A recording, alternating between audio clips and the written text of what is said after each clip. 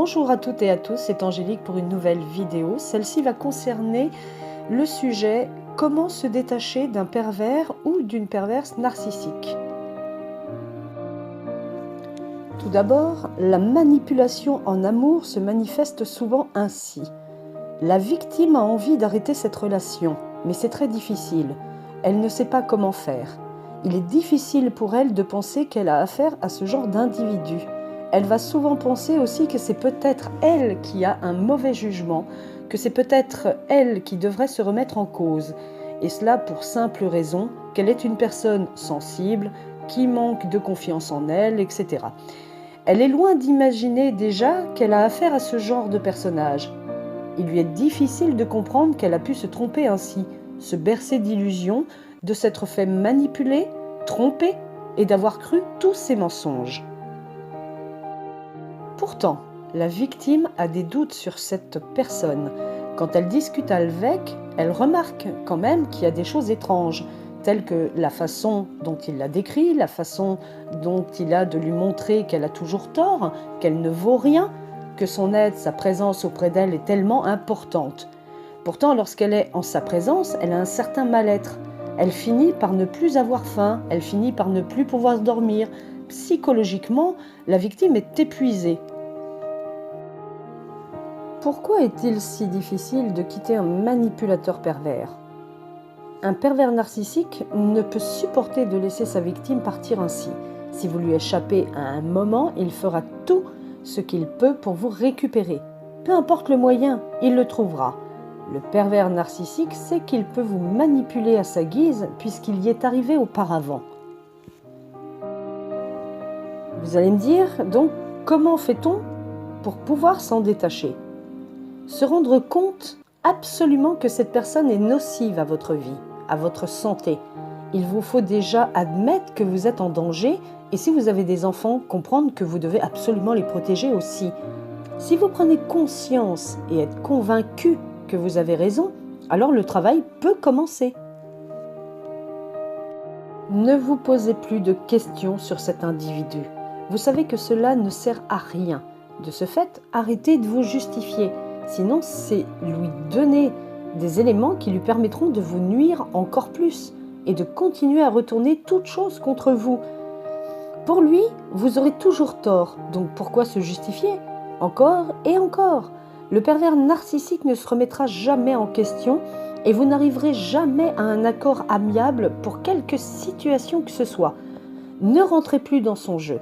Si vous discutez avec, n'oubliez pas de ne pas répondre, même si cela vous met hors de vous. Il en sera déstabilisé. Répondez-lui plutôt la chose suivante. Si tu le dis, comme tu veux.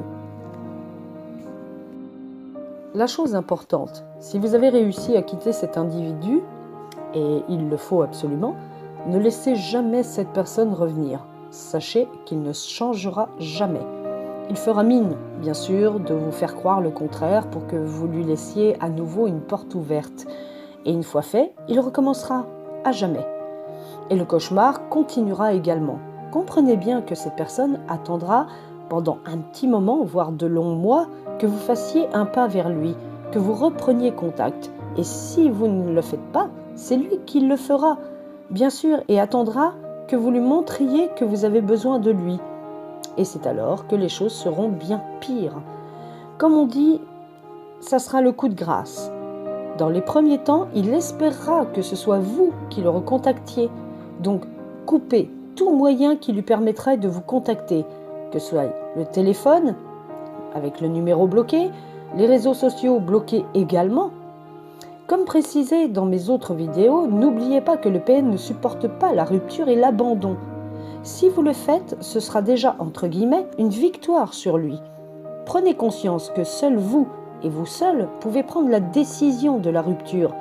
Vous lui êtes tellement important dans sa soif de manipulation, d'emprise, qui lui permettent de s'alimenter, de survivre, en vous ponctionnant tout ce que vous avez en vous. Le pervers narcissique agit d'une manière très simple. Il dit et fait les choses en essayant d'avoir le moins possible de témoins. Il vous dit des choses et ensuite dira derrière votre dos que ce n'est pas vrai, pas de preuves, rien qui puisse le confondre à chaque fois. Et donc, il sème le doute chez tout le monde. Le tout est d'arriver à le prendre à son propre jeu. Voici quelque chose que j'ai fait et qui fonctionne très très bien. Déjà pour vous permettre de vous rassurer et ainsi prouver que vous n'aviez pas tort. Et ensuite, pour le confondre peut-être devant les autres. Chaque fois que vous serez en sa présence, n'hésitez pas à enregistrer toutes les conversations.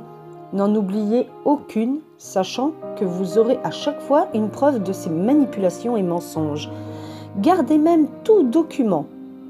D'ailleurs, pour ceux qui le désirent, je peux vous donner le nom d'une application à télécharger sur votre téléphone qui vous permet d'enregistrer vos conversations téléphoniques et conversations également via votre téléphone que vous pouvez utiliser lors d'une conversation en tête-à-tête.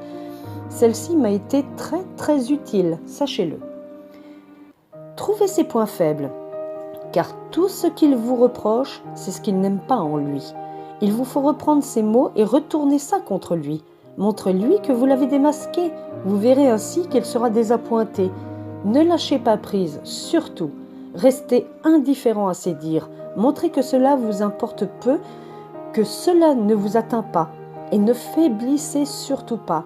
Tenez bon et surtout avec cela, prenez de la distance. Comprenez bien, ce n'est pas vous qui avez besoin de lui. Nous n'avons besoin de personne comme cela dans notre environnement. Si vous le nourrissez, il continuera de s'alimenter forcément. N'oubliez pas que c'est cette personne qui a besoin de vous, puisque sa vie est vide de sens, sans intérêt sans les autres. Il ou elle ne vous aimera jamais. Ce n'est pas et ne sera jamais dans ses projets. Pour ma part, j'estime qu'ils sont malades. Ils se croient supérieurs en tout, plus forts que tout, cherchent à faire du mal à qui croisera leur chemin, et tout ça sans jamais en souffrir eux-mêmes. Voilà, nous arrivons à la fin de cette vidéo. J'espère qu'elle vous aura plu et surtout qu'elle vous aura aidé à comprendre quel genre de stratégie il faut adopter envers ce personnage. Maintenant, tout ce que j'ai à vous dire, c'est gardez confiance en vous. Vous savez, vous seul, qui vous êtes réellement. Alors ne laissez personne vous faire du mal. Si vous avez des questions, j'y répondrai très volontiers. Il n'y a pas de souci. En attendant, prenez soin de vous et je vous dis à bientôt.